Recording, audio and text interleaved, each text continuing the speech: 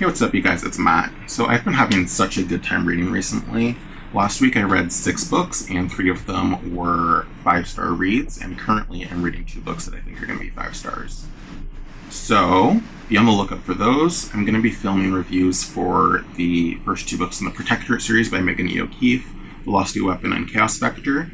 Currently, I'm reading The Demon in White, which is the third Sun Eater book, as well as The Black Song, which is the fifth Blood Song book by Anthony Ryan. And then there's the book I'm talking about today, which is Ashes of the Sun by Django Wexler. Now, this book seriously impressed me. It's my third favorite book of the year so far. I absolutely loved everything about it.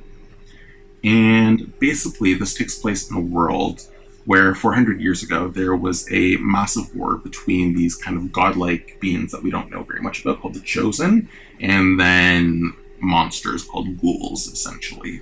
And this war was a war of extermination.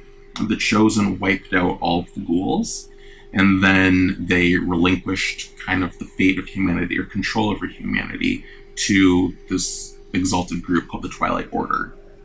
Now, the Twilight Order are these warriors who, for the last 400 years, have been in control of humanity. They're the highest authority in the land, but at the same time, they have a little bit of a stranglehold on humanity and aren't really allowing it to flourish the way that it really should be. They wield this power called Dayat, and they use almost kind of like elementally infused lightsaber blades called Harken, something like that.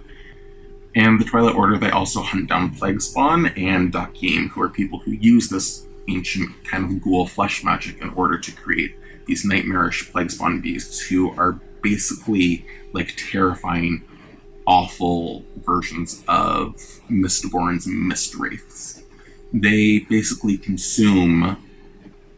I think the way it's described in the book is it's as if a mad taxidermist had the run of a butcher shop and a city morgue.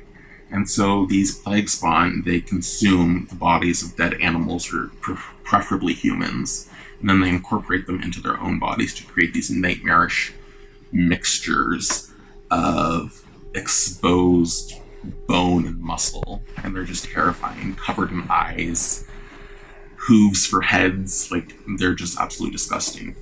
And then there are the Dakim, who are the humans who wield this flesh magic in order to create them and kind of further their own power. And so this story follows 2 siblings, Gaia and Maya.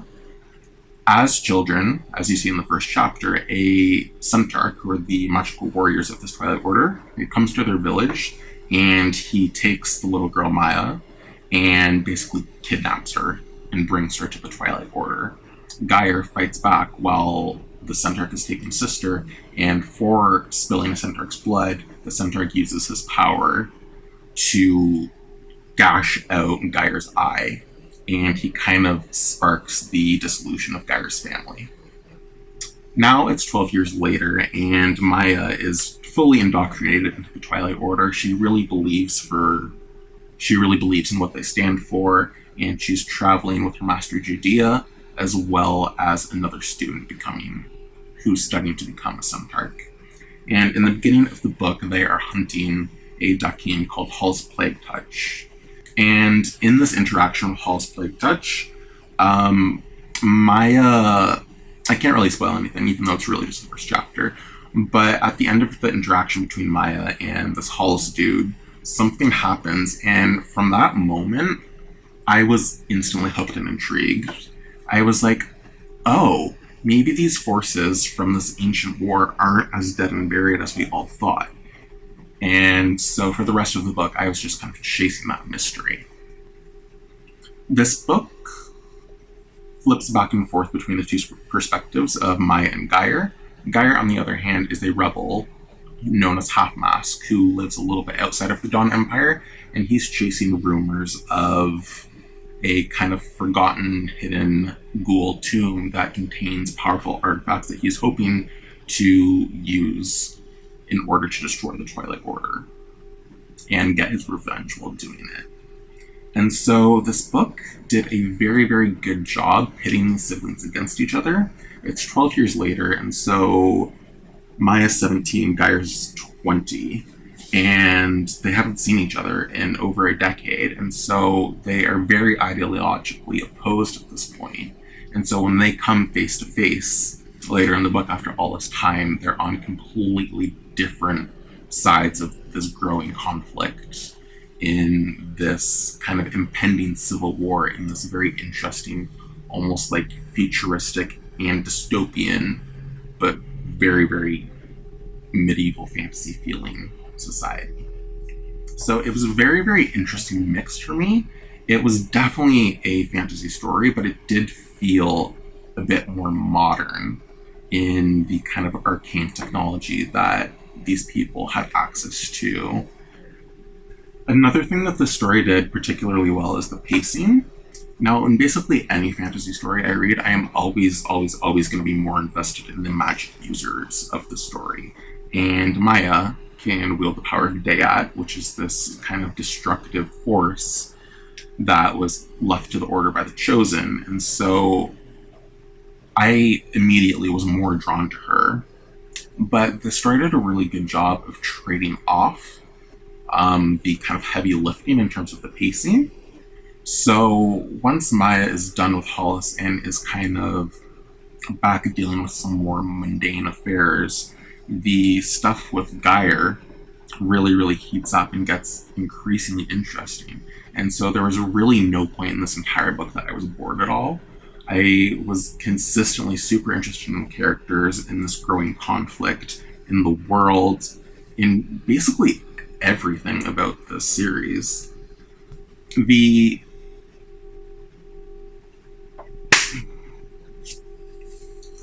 This book has amazing world building. There are all these kind of secrets that are set up to be revealed later in the series. We get very, very great characterization, not just from our two main protagonists, but also the side characters felt very developed as well. The pacing, like I said, is absolutely fantastic. There was no point in the entire story that I was bored. The plot was fantastic. It really did a very good job of being a character-driven book that didn't have a plot that lagged in the tiniest bit. So it was the perfect marriage of a plot and character-driven story. And I was just consistently so interested in the ghouls, because that's not a fantasy race that you see very often.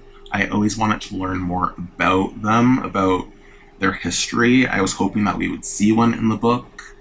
And I was always consistently interested in the Chosen and the ghouls as well. I was hoping we would see either of them in the book, because from the beginning I had an inkling that the war might not be as finished as everyone had thought it was. And so this book just really impressed me in every single way, and I really cannot recommend it enough. It was such a fun ride, and I highly, highly recommend you to pick it up. It's been my third favorite book of the year so far. I really think you need to check it out, because I have a sneaking suspicion that this book is not going to be talked about at all on BookTube, which is a really big shame, because it was such an amazing read, and I cannot wait for the next two books in the series. It did a really good job setting up the kind of beginning of the legends that will be Burning Blade and Silver Eye, the name of the series. And I cannot wait for book 2. This book just came out, so I have a while to wait, but I am hoping I am able to get an arc of book 2 the second they're available on NetGalley, because this book was amazing. So I hope you enjoyed the review. I highly encourage you to pick it up, and have a good one, guys. Bye.